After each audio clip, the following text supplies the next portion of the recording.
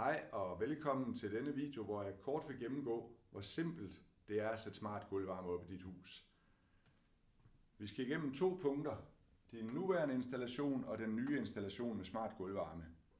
I din nuværende installation, der har du ude i dit rum, hvor du har gulvvarme, der har du en temperaturføler til at sidde. Den skal du have taget ned, den kan du ikke genbruge. Så har du ude i dit teknikrum en styreboks, den skal du også have taget ned, den skal du heller ikke bruge mere. Ude i dit teknikrum har du også nogle telestater, som er forbundet til styreboksen. Hvis de er 24 volt, de her telestater, så kan du bruge dem sammen med smart gulvvarme. Du kan se bag på sådan en telestat her, om den er 24 volt.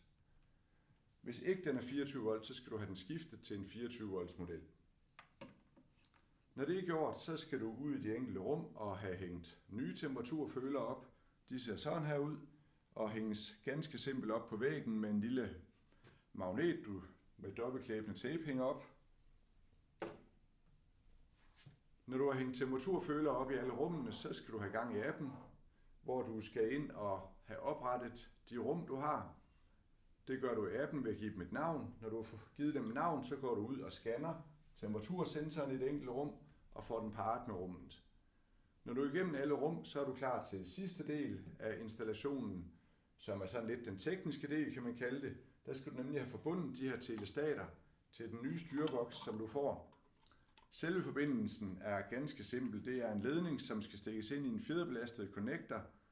Du skal næsten ikke bruge værktøj, måske en lille skruetrækker til at trykke den fjederbelastede connector ned med, men det er også alt. Styreboksen, den skal have 24 volt fra den medfølgende strømforsyning, og så er du klar til allersidste trin, som er at forbinde via appen styreboksen til dit trådløse netværk derhjemme, og så er du kørende med smart gulvvarme. Jeg håber, at den her video den gav dig et lille indblik i, hvor simpelt det er at sætte smart gulvvarme op, og så håber jeg, at du også er klar på at få noget bedre gulvvarme, noget bedre komfort og måske spare lidt penge. Tak fordi du så med.